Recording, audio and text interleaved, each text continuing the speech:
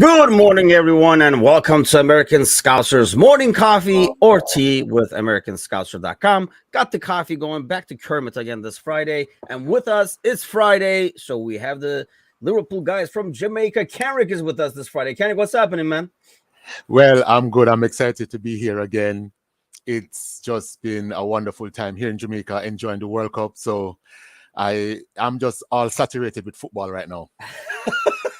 And we've got some good stuff. But before we start that, let me ask you this, because we were talking with Rami on Wednesday's show, and he's originally from Egypt. So he was talking about, some of the pride that goes with, like, he was sporting Morocco and stuff like that, like there was like a bond of being in the same, the continent, representing the continent kind of thing.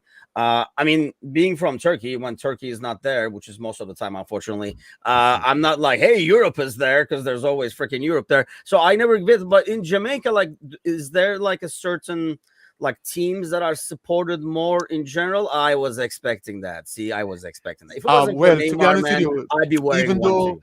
even though Brazil is not the team I support, it's kind of like Jamaica's second team, if I'm honest. Okay, that's what I was Um, gonna ask. Okay. yes, I mean most Jamaicans support Brazil, and for obvious reasons. I mean, we like their brand of football. I mean, the demography of the persons that play for Brazil it feels like what we would normally see in Jamaica. You know, Jamaica, we're a land of multicultural island. We have whites, Europeans, we have Africans, we have the native Indians living here on the island, and we all make one melting pot. And Brazil looks like that. So it stands to reason that Jamaicans feel more more at home supporting that country. I got you. And that's what I was wondering, because I know Alan's with us again as always this morning. Good morning, Alan. Yeah, that's what I was wondering, because I know, like I say, when it comes to supporting a different nation, I know, like, it's similar in Turkey, I think, as well, like where a lot of people will support Brazil. I think that's mainly because, I mean, sometimes to a fault, they play more attacking, more, I don't know. I don't want to say like fancy, but you know what I mean? Like they do all the tricks and stuff like that. So it's more pleasing to the eye. You Mhm. rarely have a team that's um like a Brazilian team that plays defensive on the counter, like boring Yeah. brand of soccer. So I think that's similar. So I was wondering, yeah, so good. I kind of felt it would be Brazil, but you don't want to assume. So But to borrow a term from Rude Hullet would say that they would play sexy football. So that's what it is. People tend to it like is, that and sexy football.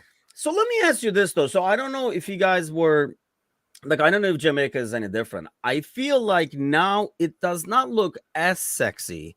And I don't know, it's because we have like all these players are in Europe now. So we see them on a daily basis. Hmm. So, it's not as much of a, I mean, used to be like you saw most of these players more in like these European, like, like not European, but international tournaments, like World Cup or the Copa America and stuff like that. And it was a chance to see these, like, ball wizards at work kind of thing, doing their tricks and how they bring the ball down and stuff.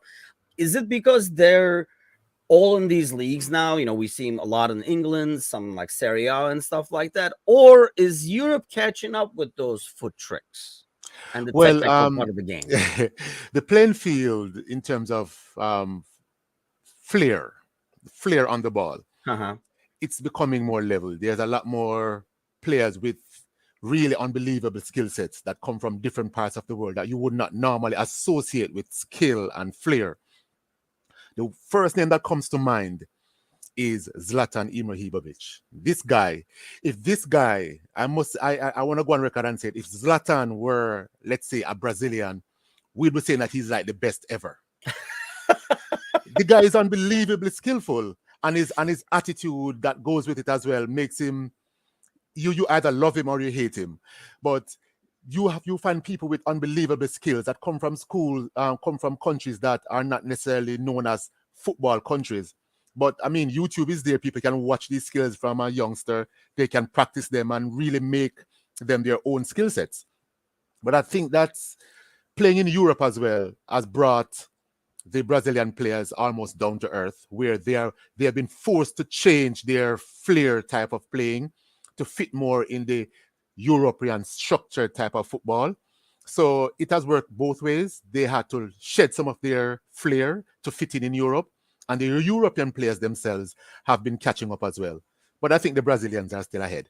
Yeah, because I think, like in the old days, we sound like two old guys here, but like in the older days where, when a Brazilian player did a fancy move and lost the ball, it was almost like U8 soccer where you're like, that's okay. You're practicing moves, you're learning. Yeah. Like nobody was like, what are you doing over there? You don't do that crap back there, because it was part of like the flair, like you say, of the game.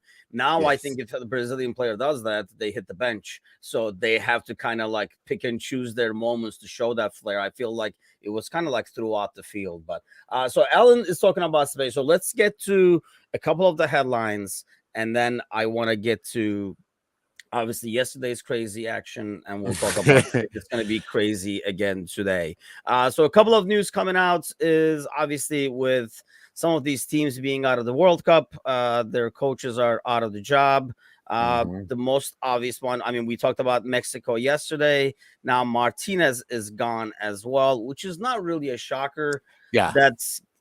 That Belgium team was, I mean, obviously Germany is one as well, but Germany is more of a shocker, it feels like. Would you say Belgium is more of the bigger disappointment where everybody keeps waiting and nothing happens? I think Germany was the bigger disappointment, mainly because Germany traditionally is a tournament team. Yeah. It doesn't matter how they do in qualifying. It doesn't matter what happens. Once the tournament starts, Germany normally gets it right. So people were expecting Germany to get it right. Belgium is on the other side of that pole. Belgium always gets it wrong at tournaments. They seem to always get it wrong. So Belgium going out in the first round, while we're disappointed because of the talent that they have, we do understand that Belgium rarely gets it right at tournaments. So Germany would be the bigger shock to me. Yeah, I think you're right. I mean, the expectation is, and I know that's what's kind of like kills Belgium a little bit, like the expectation. Because, I think in the group stages and stuff like that, it's almost like a given. So maybe there is not as much pressure. And when they come to these tournaments, but I mean, they started with the drama from game one. Yeah. And it just kept on going. I mean, you look at that game yesterday, and as you watch that game, if you just turn it on and you had no idea about the group standings and all that kind of stuff, you would think Croatia was the team that had to get a win to qualify. Exactly. And the draw was okay with Belgium, right? Exactly. And Belgium was kind of just floating along, going along with the flow. They weren't really pressing. They weren't really creating moves. And I'm like, why is Belgium waiting for the game to come to them, waiting for something to happen, as opposed to going out there and make something happen? And they have the players to do it. They have the players to control the game and make something happen. I was pretty surprised with how they approached the game. They were pretty laid back, as you said, seemed like they were playing for a draw. Yeah. Yeah, it was just like really, really weird to watch that game. And I was like, are they even trying? And how about Lukaku, by the way? Oh, my God. I don't know, like, how the commentating or which channel you guys follow from. But over here, they were like, once Lukaku comes in, and then they were kind of like begging for Lukaku to come in. He's going to come in and start banging in goals. And then I don't know if it was better to bring somebody like Batshuayi in. I'm biased because he plays for Fenerbahce, but anybody but it just felt like a guy who has zero confidence, right? Zero. His confidence was on the floor. You could see it. He just wanted one of these goals to go in, which I believed if he had got one of those goals in, he probably would have got another. Yes. Or maybe but his confidence was so much on the floor that he was just trying to overthink things in front of goal. He's trying to not make a mistake, but inevitably he ends up making the mistake. So the problem that he had is that I think he wasn't comfortable, he wasn't relaxed, he was trying too hard. And I agree with you. That's why he would have been a better choice. Not that he's a better player than Lukaku. I still think Lukaku is Belgium's best number 9. But confidence is a hell of a thing, especially in a tournament. And Batshuayi would have been on a high, having scored in their first game. So give him a run in this game where you needed a goal. I think you should have gone with Batshuayi and stuck with what they had originally said, that Lukaku will play in the knockout stages. If they had gotten through, they should have stuck with that and allowed Batshuayi to finish the group stage. Yeah, it was odd. Like I say, I mean, he plays for Fenerbahce now, so I'm partially biased. But having said that, you know, I'm not too thrilled with his. Batshuayi is one of those guys that, you know, when he's on the field, I'm not too thrilled with how he contributes to the game, like with the pressing and stuff like that. Because, you know, we also have Ener Valencia at Fenerbahce, and you look at those two players and how they contribute off the ball. Batshuayi is not all that, but in the box, he's something else, and he's a finisher, and he can score. And that's like, you needed those situations that Lukaku were in. And you can argue that maybe Batshuayi doesn't take that space, and, you know, like he's not in that situation or whatever. But I think Batshuayi would have converted, because I think confidence comes into play. He feels like anything he touches in the box is going to go in, and more often than not, it does go in, or at least it's on target. So. I mean, the one that he missed where it went off of Lawrence's head slightly, like he didn't know if he wanted to face it, head it, chest it, knee it, and it would just, it just looked very awkward. But some crazy games. We'll finish with that group. I mean, Morocco winning the group is something that nobody predicted before we went into the tournament. Nobody predicted that. I would have assumed before, when the draw came out, I would have looked at this group and said, okay, from this group, definitely we're going to have Belgium topping the group. That's what I said off the bat. And probably with the Croats or Canada sneaking in.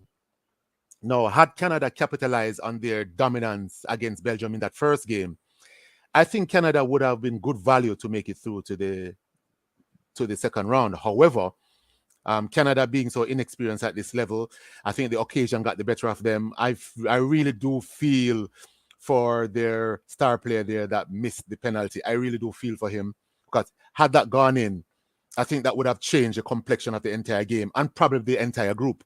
Yes, true.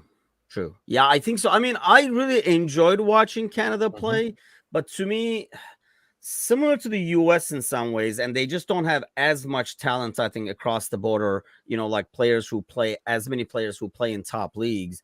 They play a little naive, where there's so many gaps underneath. When they're going out, like when they're attacking, they're like, let's all go, you know, let's go get a goal, guys. And then, you know, like nobody's left behind, and like defensively, they're not sure of what they're doing. So it's like a typical team where, you know, they're going to put some good performances. They're going to get chances. And then after the tournament, they're all going to say, like the conversation that we just had, oh, man, if they capitalize. But that's what kind of separates the teams that are consistently good at these tournaments versus ones who always kind of like leave early. But yeah, the Morocco thing is a shocker. But let's get to this other one, because both days, Sparky Parky says high school football for Canada, and I think so. But at least it's a good. That's a good way of putting it. Yeah, that's a good high school team, though. At least let's give him that. Like the way they move the ball and the energy and stuff. Yeah, that is a good analogy, I think. And very naive afterwards, defending wise, or getting, you know, staying in shape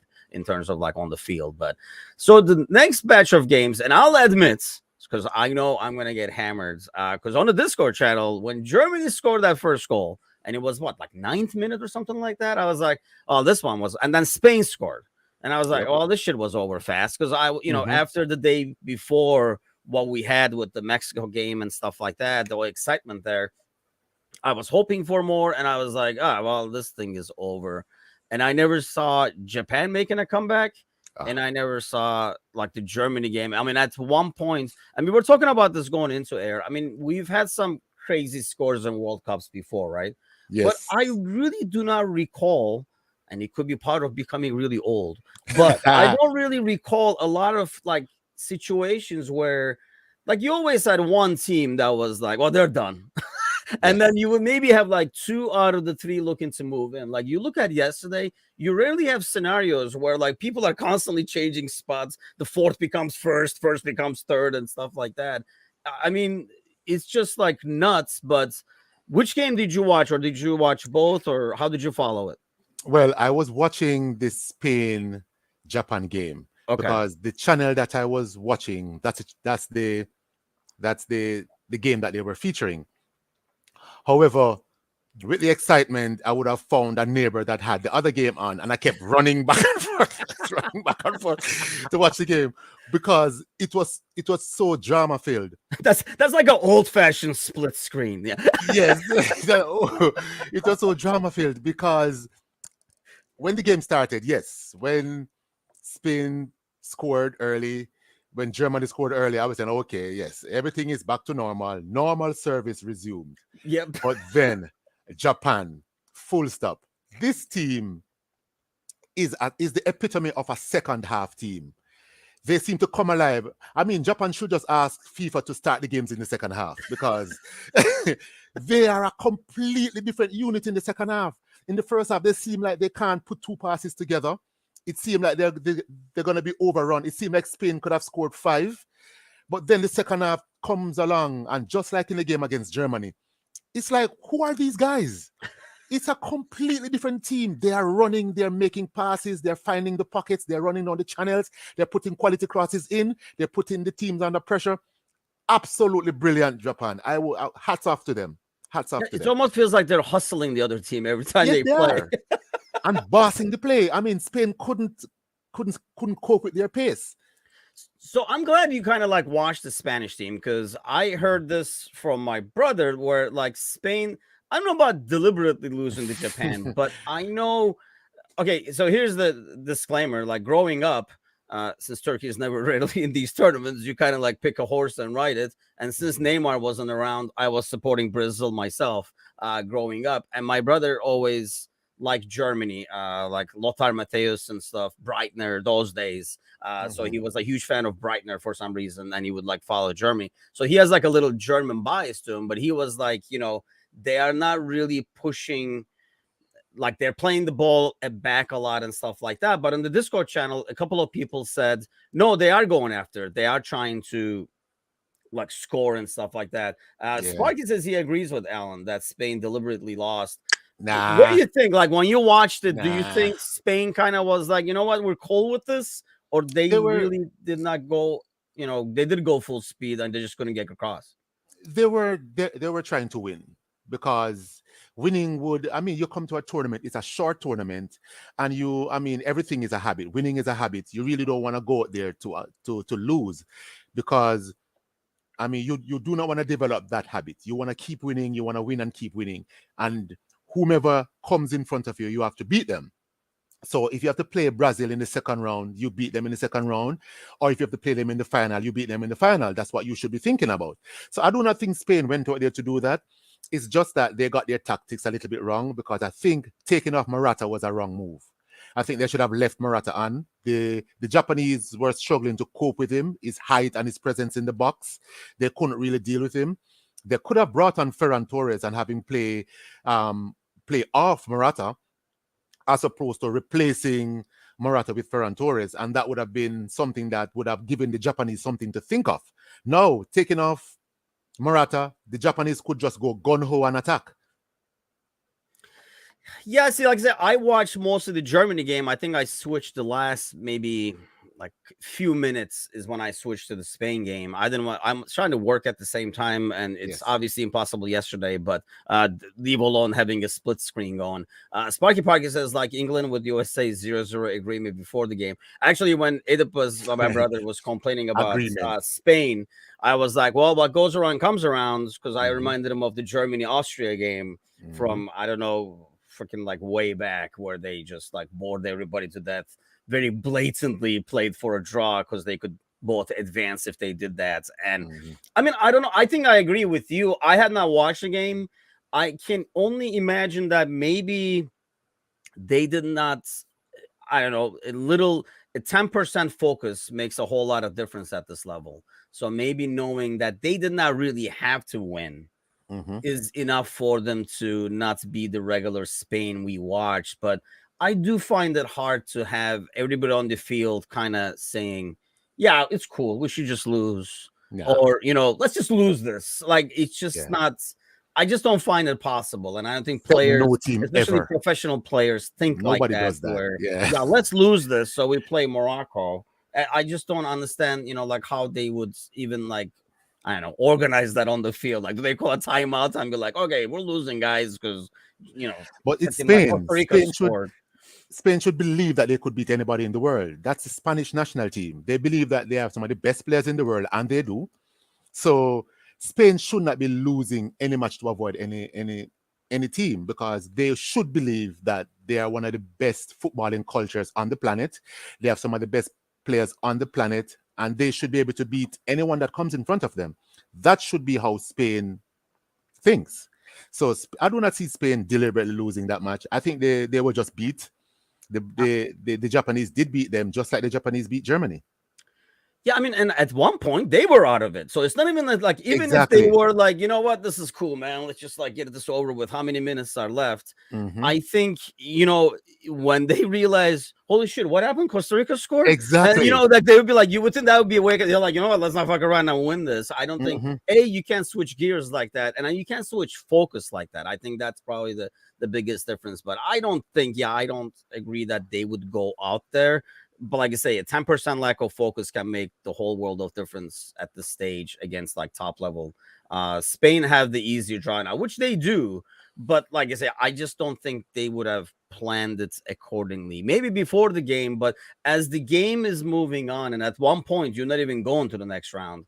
I don't think you're still thinking about who you're going to match up in the next round. I would have thought that would have been the cold shower they needed.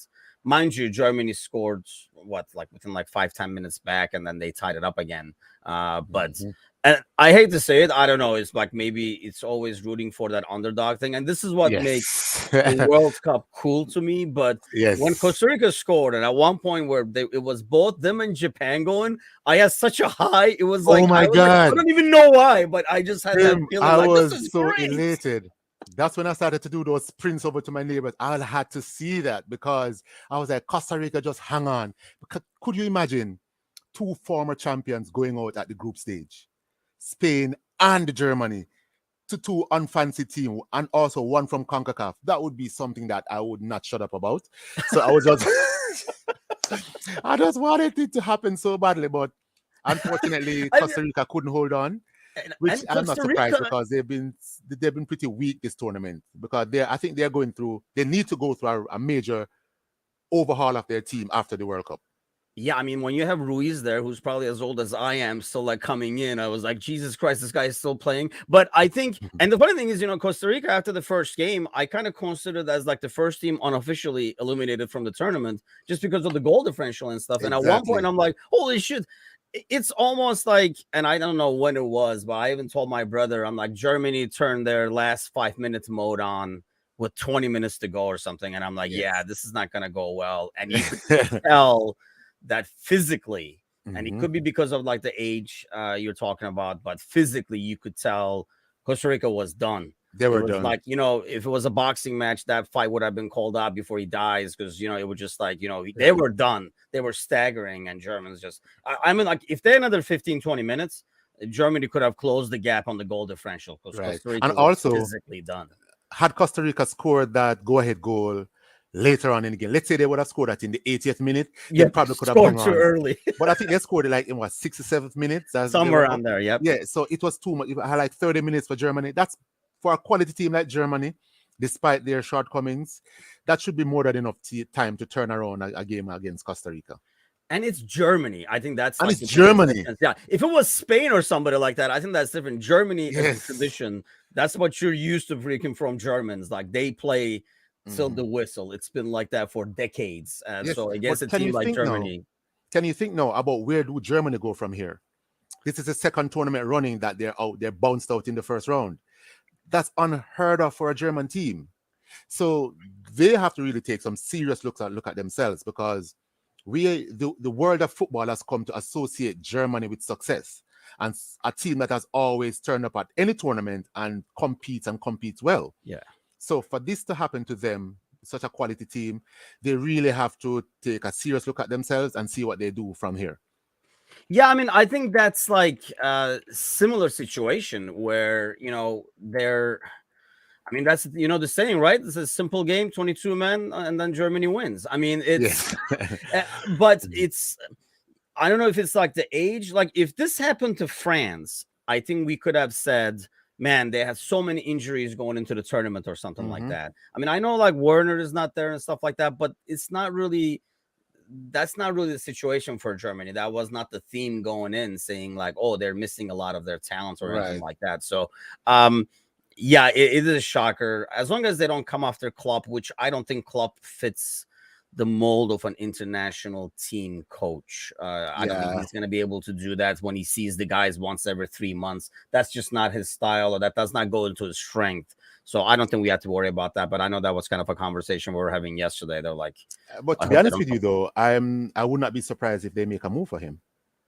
But would Klopp do it? I mean, you would think Klopp would know himself better. This is just, I mean, unless he wants a semi-retirement. So let's face it, you know, like a club, being a coach and a manager at a club is a lot more time consuming than, you know, being the international coach. You're like, let me go to a game this weekend and stuff like that. I mean, you're not like a day in, day out, you know, practices and stuff like that. But at the same time, I feel like Klopp's strength is more not like specific game tactics, but more about, you know, team building and working on the same thing and stuff like that. And that's not something that you're going to be able to do at the international level. The people you have constantly changes. You don't have him as often. I mean, Klopp complains when he can't like have 3 practices in the same week because of the schedule. So he's going to have 3 practices in like 6 months. So I don't think he's going to be happy about that. So I kind of think he would know himself better and not go for it. But that could be the optimist in me. So let's look at the games from today. First off is Group H,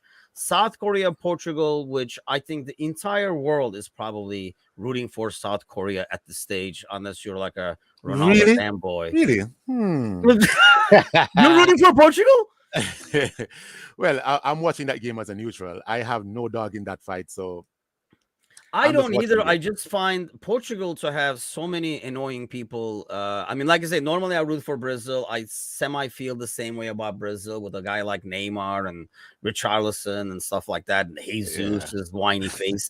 So it's kind of like a harder team to root for me than normal. But Portugal has, you know, gone around and oh my God, like, they're just making people not like them. I mean, yes, the personalities that come to mind is Bruno Fernandes. This guy is. I even forgot about him. Yeah, this guy is just whiny. He whines, and he wants to get away with everything. He just falls on the floor, and that's something that annoys me. To be honest with you, Cristiano Ronaldo, despite his drama, I have to respect him because he produces when he's on the field, and he generally competes fairly.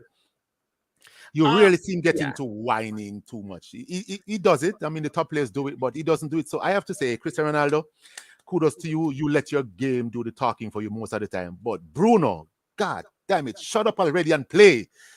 Yes, but I mean, I feel like that's like a disease in there that spreads in that team. I did not realize like Joe Felix was like that, and like flipping and flopping all over the place, constantly whining. Like you have Bernardo Silva. Yeah, they have accomplished. It's like a team of like annoying guys that they just like put together. So it's kind of like hard to root for. But they're guaranteed for the most part, correct?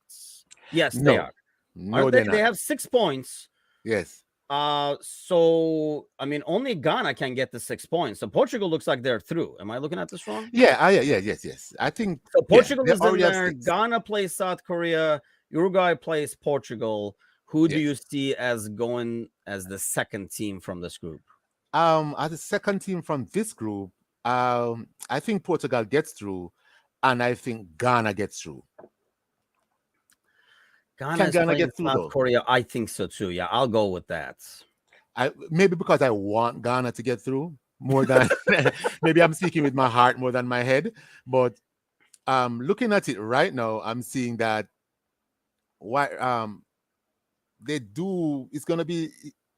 They already have 3 points, Ghana, and my bad. So Ghana is playing Uruguay. So if Ghana South takes Korea a draw, Portugal. So Ghana just literally needs a draw there to get through, provided South Korea doesn't cream Portugal, which is not going to happen. Yes. So but sometimes I think Ghana, that's kind of like a death wish, isn't it? Like when a team goes out and says, I mean, we saw with Ecuador, I can't remember the other team now that came out thinking, a draw we go through. Iran is Right. another good example. Sometimes it's like the kiss of death, because in the Right. back of your head you feel like we don't necessarily have to win, whereas the other Mhm. guys are coming out, well, most other guys except Belgium are coming out saying like, oh, we have to win this and play accordingly. So it's like a Yes. different pace to start with. Yes, I need Ghana to go through. I need Ghana to really focus on winning the game and not going there, because Uruguay, they can be annoying as well. You know, the players that they have, those players that shall remain nameless at this point in time. But we know that they can really frustrate the game. Uruguay can do that to you.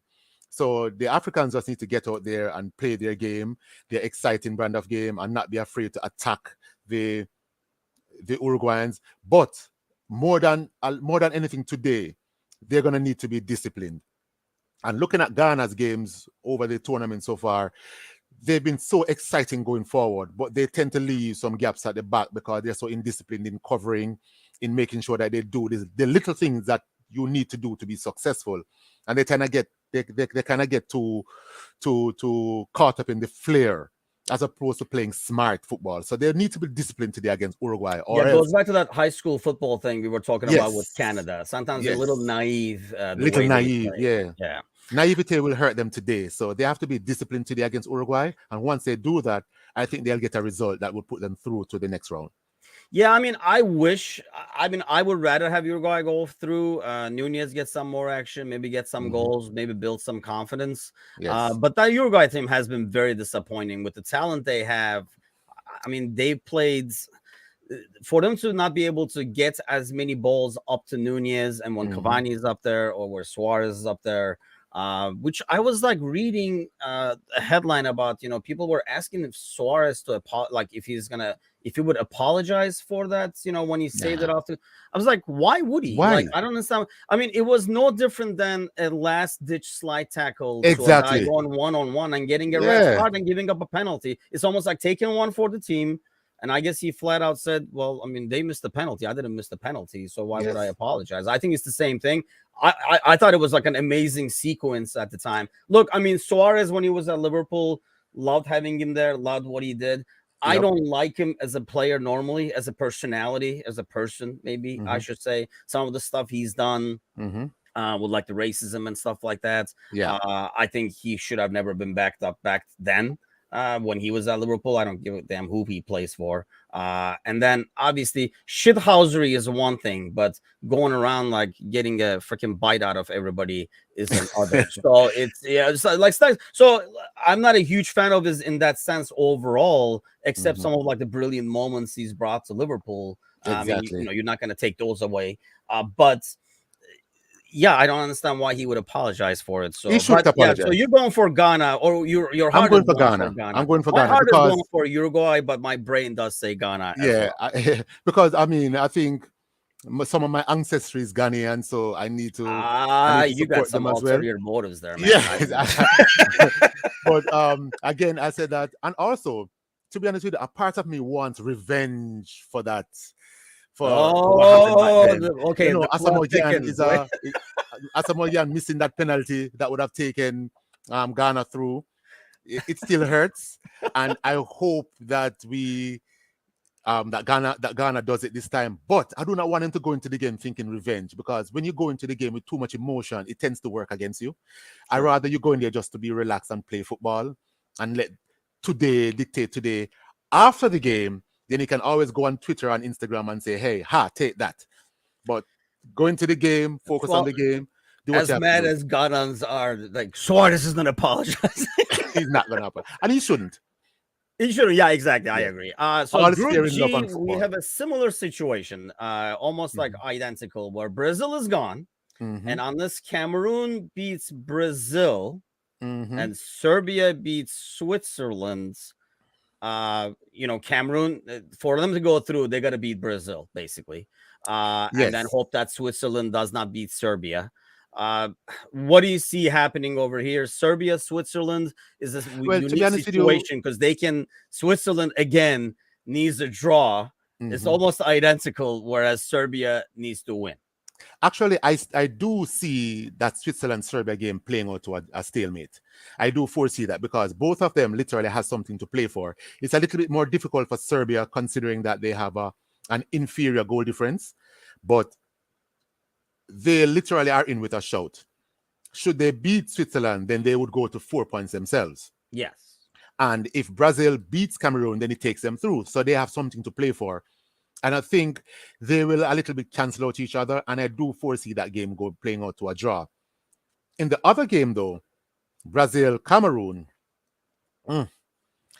I do expect Brazil to bring in some of their players for some game time.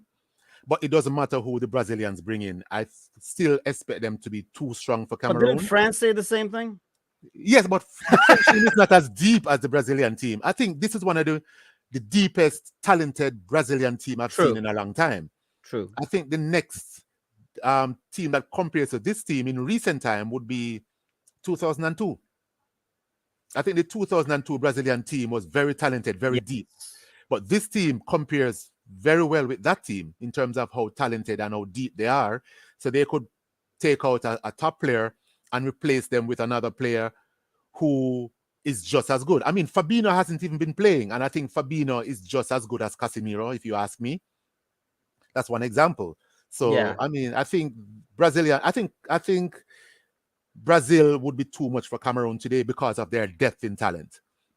Yeah, I agree. I think it's just that, you have the talent sometimes when you replace too many players. I mean, we even see this with Liverpool, right? Like, when they replace too many players, that interplay and the synergy kind of like goes downhill. And there can be like some gaps, misunderstandings with turnover in the middle of the field and stuff like that. So that's the only chance I think Cameroon has to be able to, kind of like benefit from. Switzerland, a draw will be good enough for them. They will probably go into it thinking, well, Cameroon is not going to beat Brazil, but you would think if they've been watching the World Cup the last couple of days, you go out there and you're like, let's play it safe. But like that mentality always worries me when a team goes into a game thinking a draw is good enough. Like, let's just get the draw. Let's not take any risk. Because I think if you get conceded on, you can't flip that switch and say, now we got to go at it, because it does not work. You started the game with that mentality.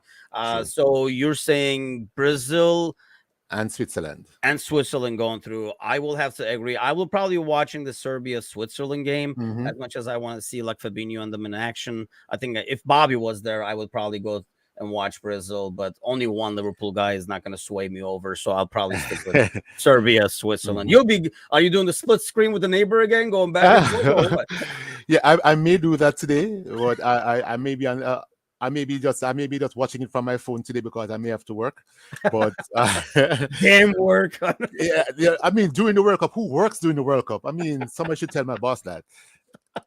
I know I work from home, so it's kind of like a little easier. I get to watch the games, but like I'm not gonna have a split screen like a laptop and a phone and work. I mean, I could, but the work would totally go off the rails. There's no way I'm gonna watch two things and work at the same time. I can barely do it watching one thing. But Kenrick, thanks a lot again for joining us this Friday. Enjoy the World Cup, my friend. It has been like quite the World Cup. I know the circumstances going into it and stuff like that, but I think like there's so many surprises and a lot of good games. So it's been definitely a fun one. So, and then we'll see you next Friday. Yes. But before I go, I want to say, I mean, this shirt I'm wearing because my late father who passed away in August, he's a Brazilian fan. This is his jersey. I decided to wear it during the World Cup for him, especially today that Brazil is playing. As I said before, that I actually support England in the World Cup, by the way, if I never mentioned it. But for my father, rest in peace, Pops, I'm wearing your Brazilian jersey for you. Yeah, that's awesome. That's awesome. Yeah, rest in peace. Yeah, I mean, having lost a father myself, I can kind of like relate. And well, that's a reason to root for Brazil. And Neymar is not playing with his busted ankle, so now I can root for Brazil in peace myself. So thanks a lot again, Kenrick. See you next Friday, my friend. And thanks to all, as always, for following us, listening in. Do the sharing, liking, all that good stuff. We'll see you guys back on Monday. Have a great weekend.